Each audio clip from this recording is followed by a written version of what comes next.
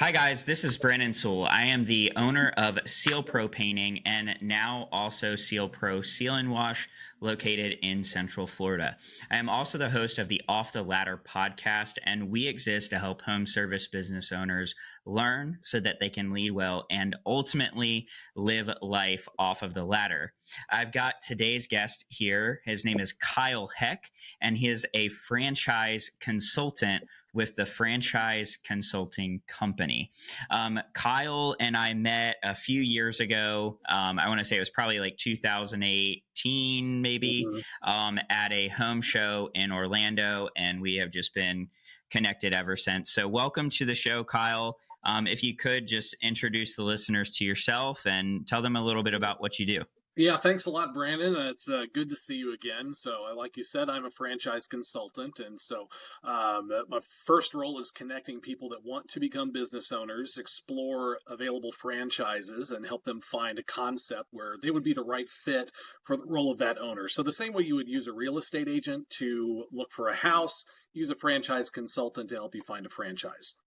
On the other side, because we see what it takes to be a successful brand and what it takes to actually attract franchisees, we help small businesses become franchises and do it the right way and establish the right foundation from the beginning so that they have everything in place that will help them to grow and be a successful company in the short term. So we, as part of that, we have a nationwide trade show.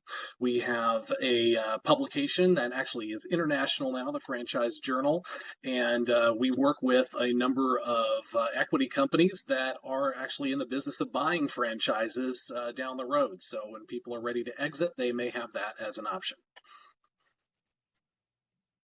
Yeah, that's awesome.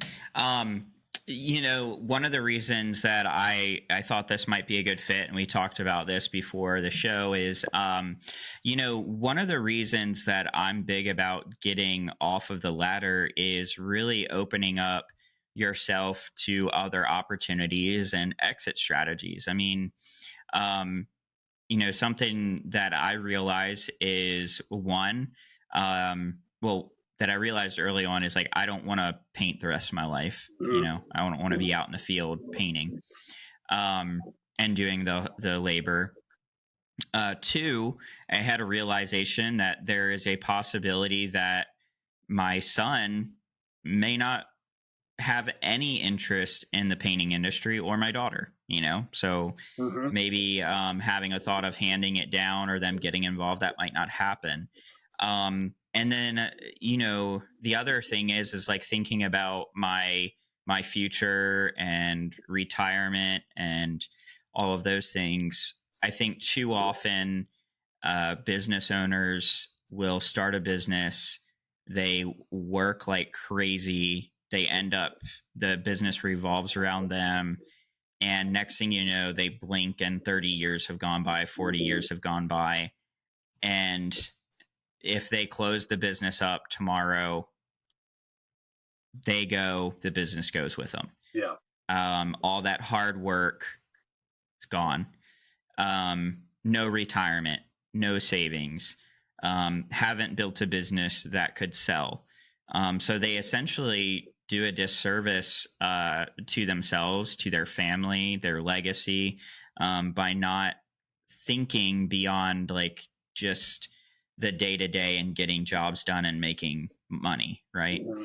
So when you build a business where it's not revolving around you, you open yourself up to opportunities like franchising or selling your business to private equity, or or just anybody else, a private buyer, so you're opening yourself up to those possibilities, or handing your business off to your family and it not revolving around you, so you can exit, enjoy your retirement, and your kids take over, or Yes. whoever else in your family. But so so when we think about franchising, do you have any advice for those who may be listening to this on the kind of things you need to do have implemented in your business to be able to franchise, to become a franchisor, and be attractive to those who may want to buy into your franchise. As we mentioned earlier off the show, franchisees are the one that buy into the franchise. Yes. So, yeah. What kind of advice do you have? Yeah, absolutely. So, whether or not your intent is to franchise at some point, you want to implement systems and processes in your business so you actually can step away and the business is going to survive. So, and I'm sure that's part of your focus with with this podcast is helping people to make their business more reliant on what they've built and the people that they've hired and not having to be there on the ladder every single day themselves. So that's critical because when somebody is buying a franchise, the big mistake a lot of people think is that they're buying, say, a menu and a sign, and that it's the brand that they're buying into, and it's somehow that prestige and marketability that is the value. That's not the case at all. There's some 6,000 franchises out there. I challenge you to name 20, and 10 of them can't be food franchises. I promise you wouldn't be able to do that. So most franchises are not household names. They're never going to be household names, and they're oftentimes in niches that you wouldn't even expect to be franchises. But having those systems in place is absolutely critical because that's what we guide our franchise buyers towards is where is there a system where they would be a good fit based on their experience, background, their education, and especially what they want to be doing day to day. If they want to be interacting directly with the customers every day, or if they want to be a hands-on project manager, or if they'd rather be out networking and building relationships, then there's different franchise models in even the same spaces that would accommodate them. And you want to make sure that you're in the system that's the best fit for you and not the best fit for somebody else that you'd be like their B candidate when you'd rather be with somebody that you're their A candidate. So putting those systems in place in the sense that you may know that 85-90% of brand new businesses don't see their fifth year. And that's for a whole host of reasons. Number one, we say is the unknown unknowns, to quote Rumsfeld. It's the surprises that you didn't know you had to prepare for, and the challenges that ideally a franchise has already figured out how to solve. So there's no point in buying into something where you learn the basic skill, but you don't learn about the types of business challenges that you'll encounter. And so when you buy into a good franchise, part of what you're buying is really you're buying your way past that 5-year hump because you've got the guidance and support of a franchise that's going to help get you there.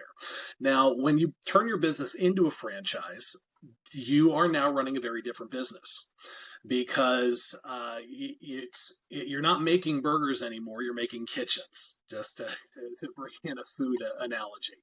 And so your business becomes supporting franchisees. You're training them on how to do the things that you developed. And so that can be very different. And then you're also in the business of selling franchises and getting people onboarded.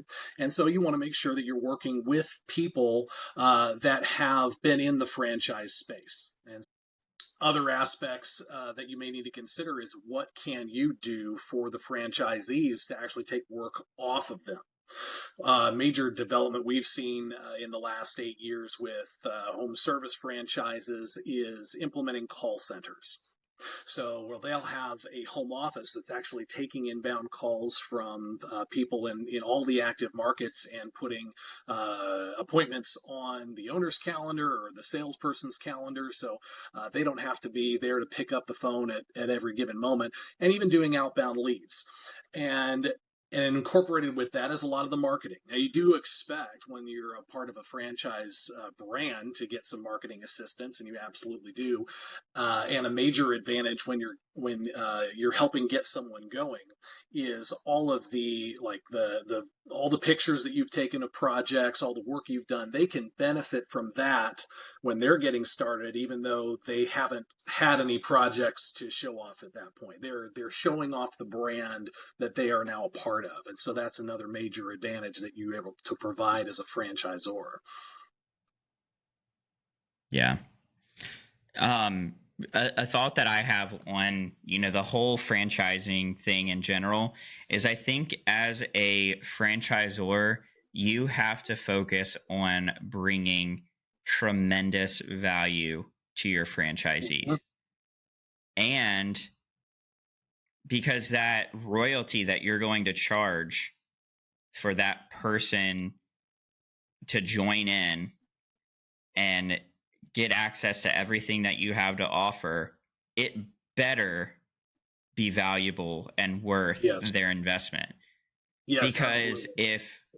if you have somebody who is a skilled individual who has the ability, right, to, if they wanted to, right, you mentioned that they're basically buying into shortcutting that 3 to 5 years that can be very challenging for a business owner to overcome. So if they feel like you're a disservice to them Hmm. as the franchisor, you're not really alleviating their pain, they might as well just go start something themselves, save themselves that, let's say 6 to 10% royalty, or fee, Hmm. and just do it themselves, right? Yeah. And so I think that, just to add on to what you're saying, that's why it's so important that you build value in your business through your systems, your processes, make things as streamlined and efficient as possible. Make sure you do have a great brand, great messaging. Make sure you have, all of that stuff already figured out, because what you don't want to do is create this franchise where it's like you're not solving those points, those pain points for these Yes. franchisees. Yeah. So I think that's a good way to look at um, preparing yourself. If franchising is like a direction you want to go, you want to think to yourself, man, how do I make this as like plug and play as possible, take away all of the like guesswork and the those difficulties of building and growing a business. Yeah, you're absolutely right. And one thing to keep in mind is build a system from the start that's intended to be transferred to someone else, something that is teachable.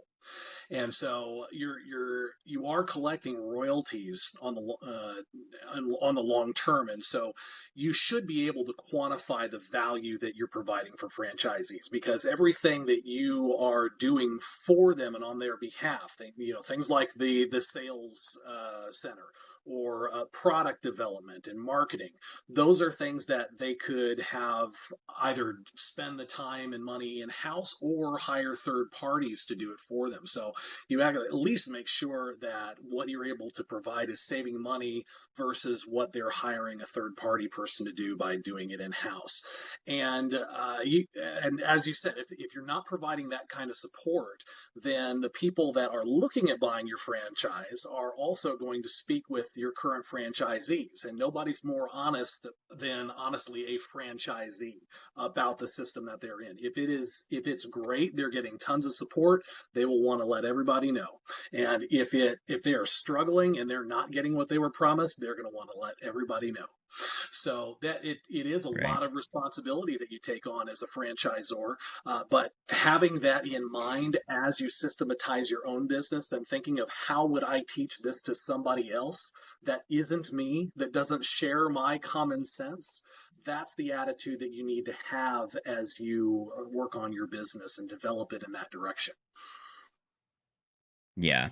And so I think that looks like just systematizing every aspect of your business. Just you kind of just got to walk through your entire business and what it takes for it to run day to day, and think, how do I systematize this and make it teachable? So you think of, just from the start, like, how do you even, introduce a new business to a new market? What is the system and process for that, and how is it laid out? You have to go and file with your city, your state, your county. You have to get Mhm. licensing. You have to get insurance. You have to do all of these different things just to have a business entity that can legally operate in a particular market. So, like, you got to have a system and process for that. And now it's like, okay, well, how do we bring this product and service to the market? How are we going to, what's going to be our system and process for marketing? What's our approach? How are we going to get this out there? Who's going to do it? How are they going to do it? What's the budget for it? Mhm. All of those different things. You think about your vehicles, your equipment. It's just a long list, right, of everything that has to be Mhm. done. And And so for I think capital if you can, expenditures like that, yeah, it can be a tremendous benefit then to have negotiations done ahead of time. So as your franchise grows, you're going to be buying in larger and larger bulk. So if you already have contracts with whoever they're going to buy the vehicles through, or whatever equipment is required, and even maybe even have some in inventory if it's long lead, so that you can help people get their business open that much faster, that's a lot of value that you're providing. So, and like you said, the insurance that can be huge, and the markets are, requirements are different in every state, but having a guide to show you these are the kinds of things that you need to be looking at, and then having people that are going to help you make the right contacts. But if you can provide then like a group business insurance for everybody that's in the franchise, that's another benefit that they can all enjoy.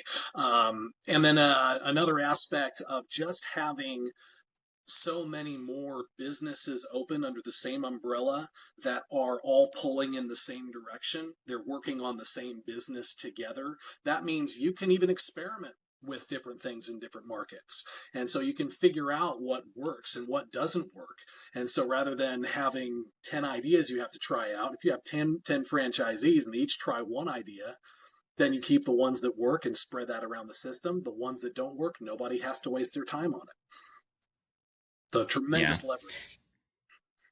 Yeah, it's so good. I mean, it's funny. I didn't really think about how much leverage you could create, just even with your vendors and suppliers and things like that, by saying, like, hey, we have this mass amount of business that we're going to bring you. So that's really good. So I think that, just again emphasizing, go through your entire business and just don't leave any stone unturned. Just really, I mean, I've been doing that since I started. I try to create like documentation from just every area of my business on how it operates and how we do things.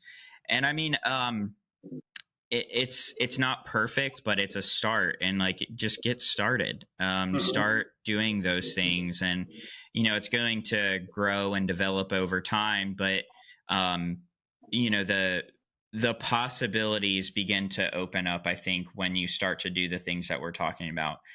Systematize, operationalize your business, document everything, document all of your systems and processes. Which, Try and even make if it you don't simple franchise, and it's teachable. going to, yeah, even if you don't franchise, doing those activities is going to make your business function that much better.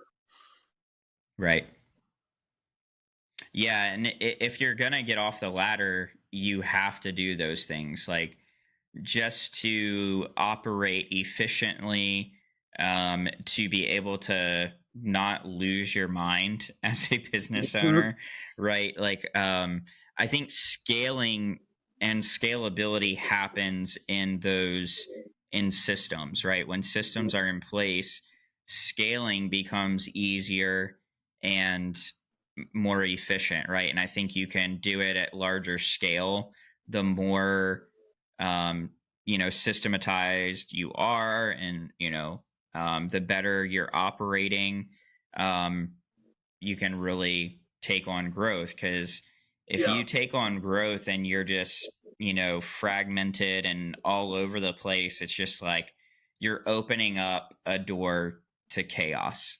Yeah. And so that's why it's so important. And the other thing that I would say is, um, you don't have to do it all yourself as the business owner. Like, you might Mhm. be listening to this and thinking like, wow, I'm not good at creating those like vendor relationships. I'm not good at these administrative things. I'm not good at I wouldn't be good at setting up a call center or training CSRs. I wouldn't that wouldn't be my strength. And so Mhm. I think some people might think like, well, that sounds too hard for me to do, so I can't do it. But what I've experienced as a business owner is there's a lot of stuff that I delegate out to get done for the benefit of my business, and Mhm. making it cleaner and more efficient, if that makes sense. So Yeah. Well, um and don't a try lot to of do it yourself. yeah, and a lot of people that can give you support, third party and development, and like so, call center being a good example. If they know that you're on the path to becoming a franchise, well, then they're pretty eager to work with you and develop in the things that you're going to need for that system, because this one client that you are could potentially go on to become 5 clients, become 10 clients, become 50 clients. If they are Right. embedded into your system from the beginning, that's then just going to be multiplied. Yeah. Let me ask you this. I want to ask two questions. I'll start with this one.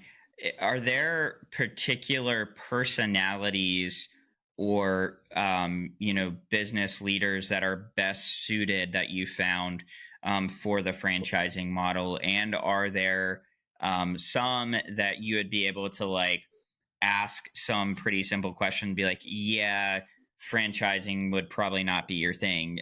If there is any insight into that, Mhm. could you share that? Certainly. So if you have a passion for mentoring other leaders, that really tends to go along well with people that become very good franchisors, because that is a major part of what that role is.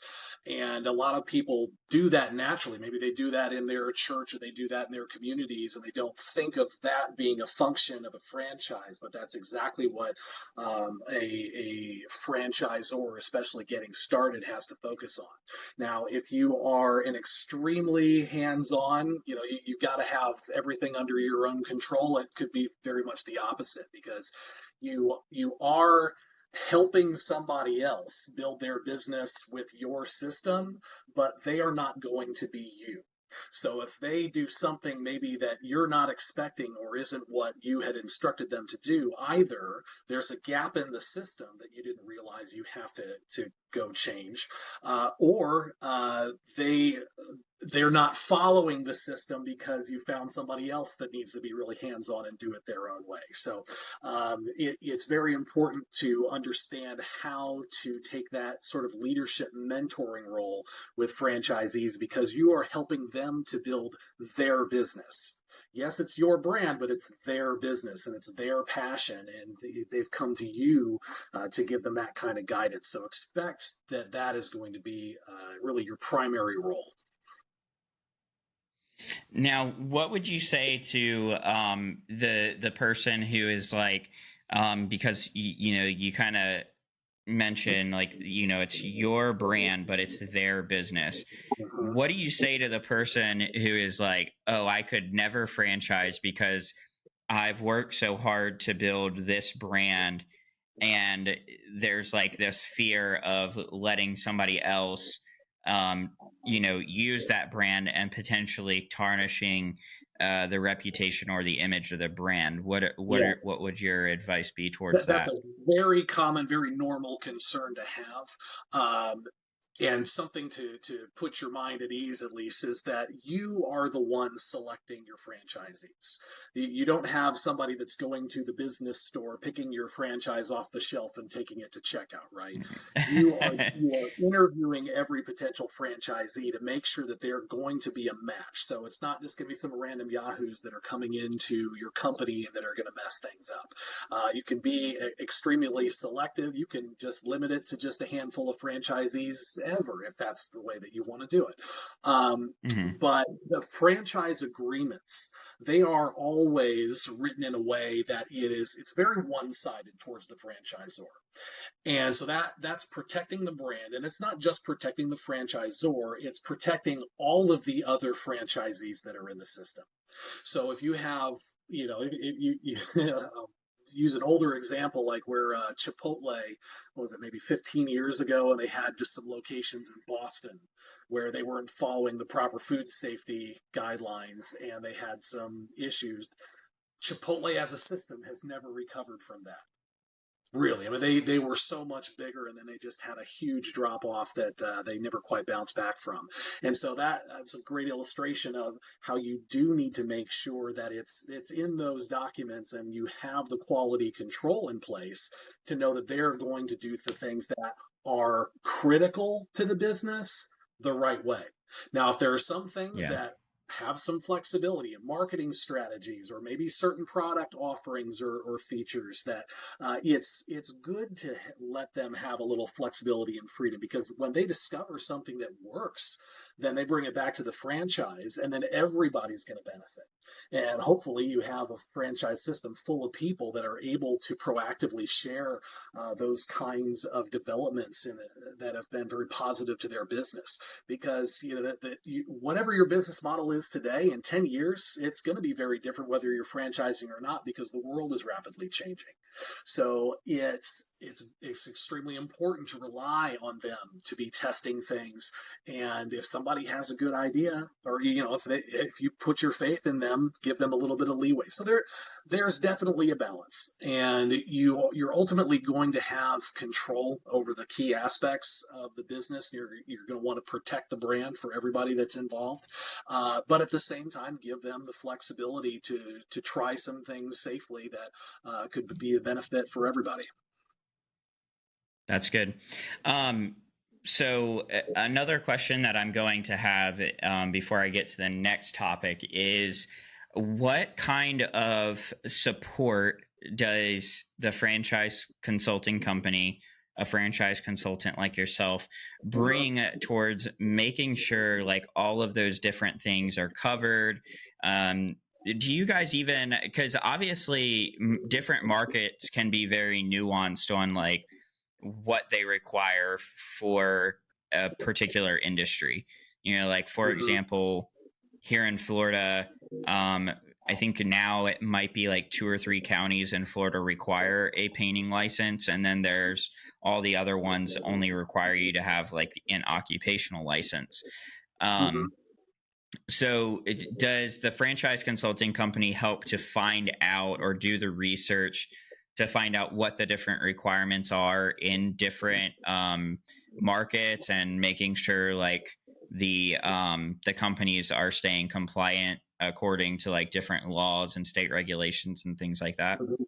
Well, we are going to put in place the systems that you will need to make sure that you're helping franchisees in other markets get everything set up properly. And so the franchise attorneys that we work with, they have been through basically every type of industry that's creating a franchise. So they have their own checklist to make sure that everything is covered. They're not going to know where you're going to sell your franchises, so they can't go address every single county in the country or in the state right up front. But they're going to make sure that you have everything that's in place as part of your system to evaluate that for franchisees that are coming into the system. So another good example is like the senior home care industry. Some states have a cap on the number of licenses that are even available. So they're going to make sure that if you're in that kind of a space, you are looking at those states to say, which ones are we going to be able to go into, which ones are going to be much more of a challenge, and so that the franchisor doesn't spend their time with somebody not realizing that there's restrictions to somebody moving into the state. I had somebody that was trying to buy a moving company in Illinois a number of years ago. Turns out there is a cap on the number of moving companies. It's a nice little cartel, but they say unless they can demonstrate a need, you can't open a new moving company. And unfortunately, they'd spent Wow. several weeks going through that process. So, that was just that was a little bit of early learning in my franchising career, actually. But what we do, and there was this void, I would say, around 2018 when we started focusing on the franchise creation, is the whole point of a franchise is that you're buying a proven system, but nobody had Hmm. really systematized the process of becoming a franchise. And so that's why we wanted to put together all of those elements to make sure that you've got the right type of legal documents in place. You've got the right operations manuals, everything documented. You've got the right training manuals, and make sure that that those are available to everybody at every level. So there's going to be different training for the franchisee. It's going to be different training for the managers. There's going to be different training for every individual laborer that's within the company. And so making sure that those are ideally online and accessible to everybody that needs at all of those. And then we work on the marketing side of, really, that's the hardest part, getting out the gate with a new franchise, is how do you get in front of the right people? So making Hmm. sure that you understand what is that role of the owner that you're seeking to fill. Do you want to build a system that's reliant on somebody with a lot of financial experience, or do you want to build one that's reliant on somebody with a lot of direct sales experience or operations experience? And make sure that you've built that profile, and clearly delineate where the responsibilities are going to be, because there's some things that you're giving to the franchisee saying, you execute this, and then there's other types of support that you're taking on yourself, and you don't want to have too much overlap to where you become inefficient. So it's really that's really critical. And then we have over 150 consultants across the globe that are interacting with different entrepreneurs that are looking for businesses. And so as you educate us to understand what it takes to be successful in the system, that helps us to identify the right entrepreneurs to bring to you. That's so good. Yeah. So I remember you had talked to me before about this and like how you guys help to prepare somebody who wants to become a franchise and bringing it to the market. And you talked about your trade show, and you talked about all of those different things that you guys do. So I think that's really unique, and obviously would be very helpful to somebody who wants to go and franchise their business and get it to market. So and attracting those franchisees, that's good stuff. So the other topic that I wanted to jump into, and you had mentioned it briefly, was call centers. And just before the show, you had mentioned a couple things, chat bots, and obviously what's all the hype lately is AI. And so I was just wondering if you could just share from your own research or experience on how AI is going to kind of change call centers, potentially, replace the position of CSRs, and how Mm-hmm. that will, all play out in the home service industry. Yeah, so when you see everybody within an industry going in one direction, you gotta believe that they're doing it for good reason. So what we saw in the last number of years is that they were all adopting in-house call centers or call center services that they were aligned with, and getting their franchisees set up that way, because it freed up the owners from having to do all of, especially the initial calls, and take incoming calls and schedule those appointments. And every home service system basically is designed around them meeting at the appointed time and not calling every single lead. And that's something that's very easy to centralize. And that's something that could be done. It doesn't even have to be a franchise. And there's a number of call centers that will do it for multiple companies. They get a call in on that number. They know exactly which company they're representing when they pick up the phone. And then they have their systems. They know how to take down the right information and certain script of questions that they can answer. Now, really, last year, what we saw with Chat GPT really started to change the world, and so we've seen a lot of developments in that space. In fact, we for a short time tested out an outbound calling AI bot, and it was surprisingly effective, honestly, at connecting with people, setting appointments, and getting the right information from them. And even some studies say that it can be better than a human in the way that they're trained. And it sounded like it was a real person that you were speaking with, unless you had already had some interaction, knowing that they were a bot. Now there was some, Mm-hmm. I guess, campaign controversy where they were imitating a voice of certain candidates, and so I think it was the FEC or something, or FCC came in and said you can't do outbound AI calls anymore. So that squashed that. But the inbound calls, they're free to handle all they want. And so there's quite a few services that are rapidly developing. I don't have one that I can recommend at the moment, but I would say just every month it's like they're taking another large leap forward in what they're able to provide, honestly, at a far reduced cost to what you would get from even a traditional call center, and especially if you're going to compare it to your own time that you're going to spend handling those calls. And so, especially for just getting the basic information, setting appointments, having people's initial questions covered, I think that is an area that everybody that's in a type of service industry needs to pay very special attention to, because if you don't do it, all of your competition's going to do it, and they're going to be the ones that are lowering their costs. Yeah, that's really good. And I think too, when you think about it at scale, if you're going to be trying to obviously keep multiple locations running through, your franchisee locations running, um, speed to your leads, speed to service is like the name of the game, right? So, and I think even more so in today's um society, it's like we're so used to like Amazon Prime type service, right? It's like you want to call, you want the phone to be answered, and you want that service as quick as possible. And I think most people would agree with that.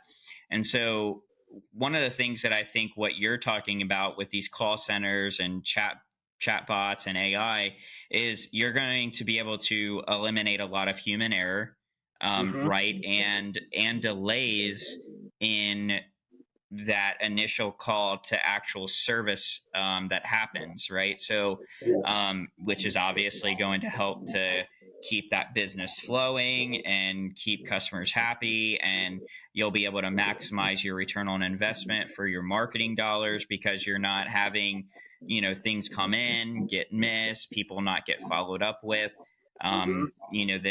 This AI is going to be on top of that. So, I think that anyone who is like resisting AI in any form right now with as a business owner, you're really doing yourself a disservice. So like me, I use AI in a lot of different ways in my business right now, not to the extent of using a call center or chatbots, but I use AI for a lot of other things. And so I think you can either resist it and get left behind, or start to research and implement it in any way that you can, so that you don't find yourself 5 years from now and way behind the curve. So Yeah. um, one thing that I try to do is follow a lot of home service leaders who are, you know, just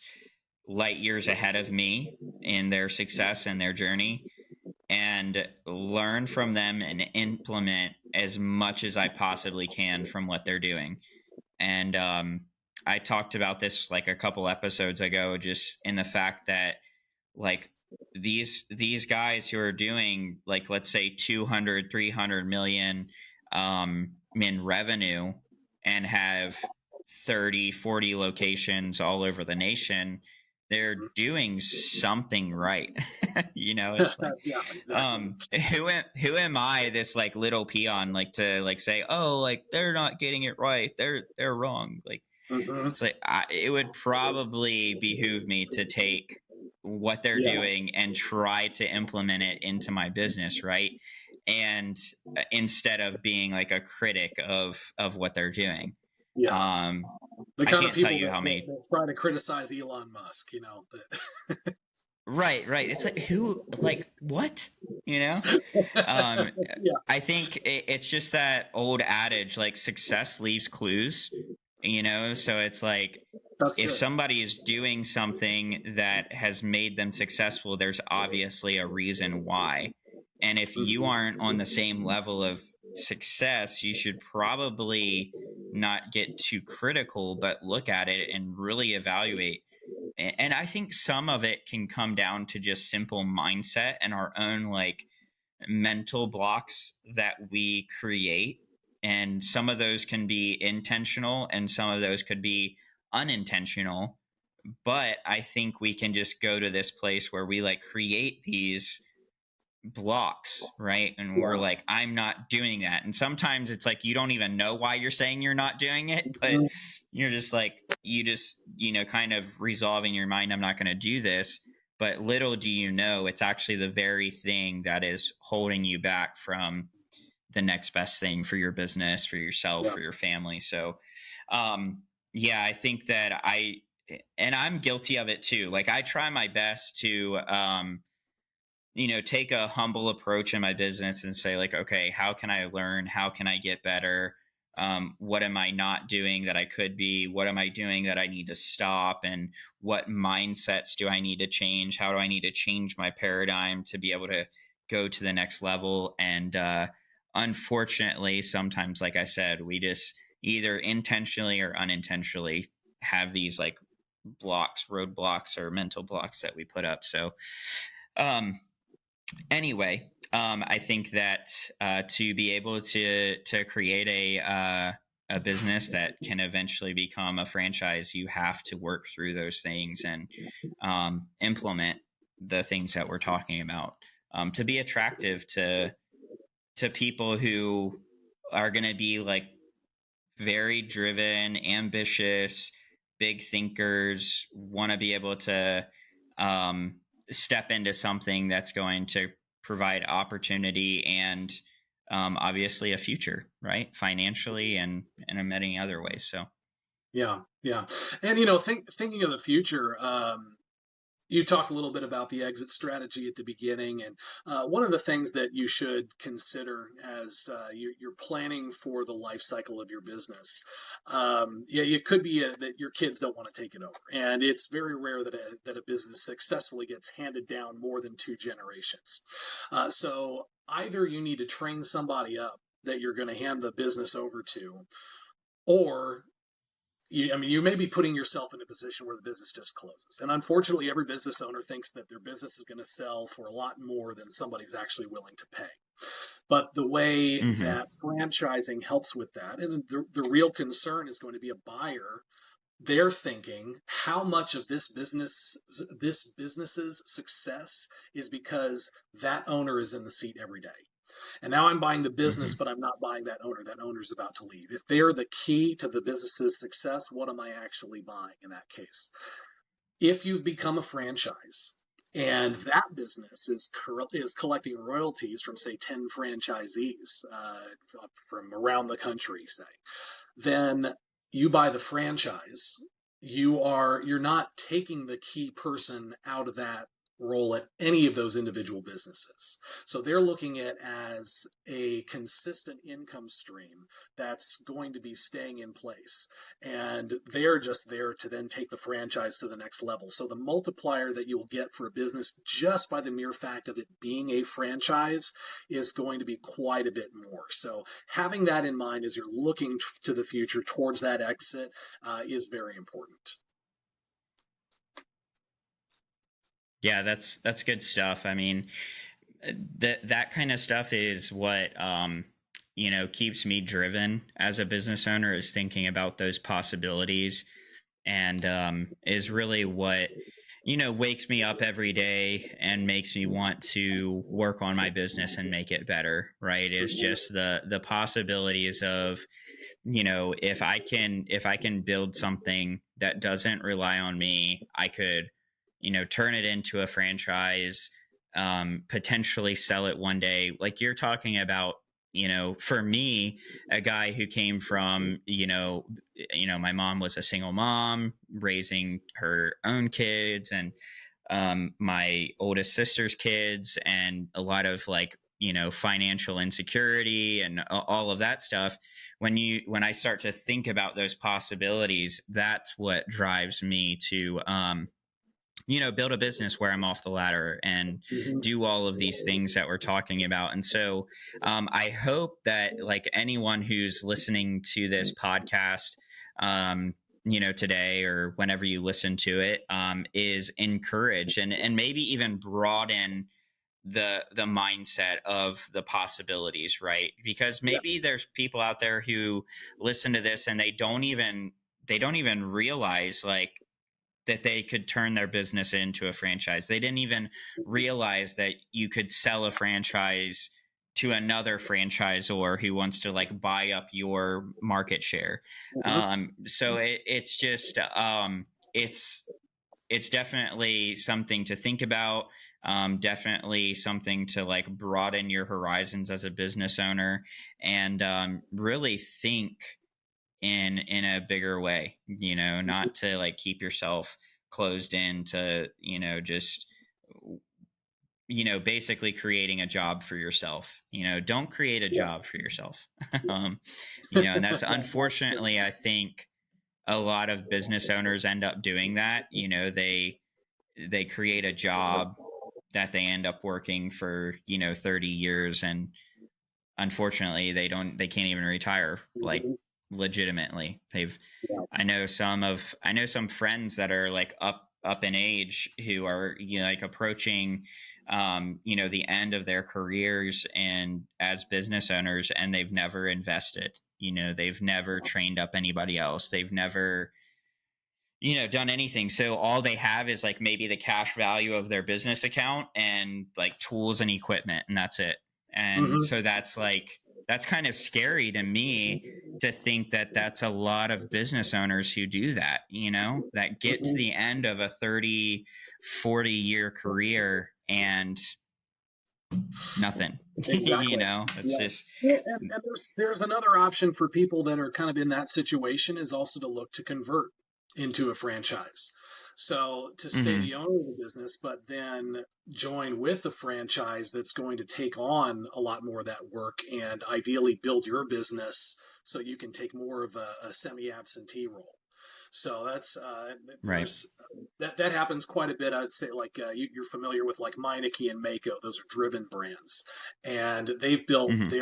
their whole network basically on buying mom and pop shops for their franchisees. Okay. And so it's the business is already operating. It's got all this. Everybody knows where to go for those services. It's just going to have a new sign in the door, and then they're going to get a much different experience as they go in because it's a more professional organization now. But that's something that a lot of small business owners will do, is look for a franchise that's in their space and being successful. And for oftentimes they can negotiate even a better franchise fee because they don't have to get you trained up in everything that you do necessarily, and it's a benefit to them that they're not going to have to wait for a long time before you're open, because they can start collecting the royalty stream right at the beginning. So there's can be certain incentives for people to take a look at if they're in that situation situation where they're kind of at the end of their days of being able to climb the ladder, to look at maybe joining up with a franchise that knows what to do. Yeah, that's good. And I would just emphasize that you would, if you're in that place where you're coming to the like end of your career, you would want to give yourself a little bit of time to do that and Hmm. not become the, because of what I'm, I guess, trying to emphasize is like those owner operators who it's like just them, right? It's like I'm the person who takes all the phone calls. I'm the person who does all the sales, does all the work, and it's literally just a one person, like a solopreneur. Hmm. Unless you were to like maybe contact a bigger company and help them for like maybe 2 or 3 years to like add in some employees and get it less revolving around yourself, you'd probably be pretty high and dry at the end. So anyway, definitely just good things to think about, right? Think about, as a business owner, your exit strategy. Just realize that franchising is one of those options. And Kyle, if you could, as we're bringing this to a close, could you share, if somebody's listening to this and they just want to reach out to you, maybe get more information, maybe see if franchising is a good fit for them, could you share how they could get in touch with you and contact you if they would like to? Yeah, absolutely. Easiest way is to go to my website. This is for the race fans. It's greenflagfranchise.com. So that's if you want to learn how you go into franchising, Green Flag Franchise is where you start. And so that's it has some information and it has a contact link so you can get something scheduled with me and we can start having those discussions. But we have people all over the country that are ready to get to know what kind of business you've got going, especially if it's in maybe a special little niche that nobody else is doing. Those are the kind of things that we really love working with. But even if it's the tried and true, if you've got a painting company or if you've got a pressure washing company that you think you've got something special, that's something you could teach to somebody else. That's the kind of thing also that we wanted to look at franchising with you. Awesome. Well, Kyle, is there any last thoughts that you want to leave with the listeners about franchising before we go? Certainly. Well, I would say um, whatever questions that you have about franchising, you will probably be surprised at the answer because that is about 90% of what we do is clearing up misconceptions. So if you have any thoughts about what it would be like, have the conversation, and you'll at least know what the reality is like once you get into franchising with a business like yours. Awesome. Well, hey, yeah, if you're listening today, I would encourage you at least reach out to Kyle. I've been talking to him for years about franchising and just the possibilities and, all kinds of stuff. So Kyle's a great guy. He's definitely a great source of information. And I would also add, like, you're definitely the kind of person who just has a helpful personality about you. Like it never feels like high pressure to like make any decisions or anything. It really just seems like you have a heart to like serve and figure that out. And so it's yeah, I just appreciate you being a person to talk to about that kind of stuff over the years. And I would encourage you to reach out to Kyle. So thanks for listening to this episode of the Off the Ladder podcast. I hope that you've gotten something out of it today. If you are watching on YouTube, I'd really appreciate if you'd subscribe to the show, like this video, comment on this video, share it with somebody, turn on the notification so you can see the next episode when it comes out. And if you're listening on Apple or Spotify, please rate and review the show. That will help us to reach more people and hopefully, help other home service business owners to get access to this information. Lastly, we have now the ability for you to support the show. So, down in the show notes, there is a link that you can click to support the show for as little as $3 a month. And that really just those funds would go towards helping to make the show better, to be able to continue to bring on guests and bring this valuable information to all of you. So, thank you so much again for listening, and I'll see you on the next episode of the Off the Ladder podcast.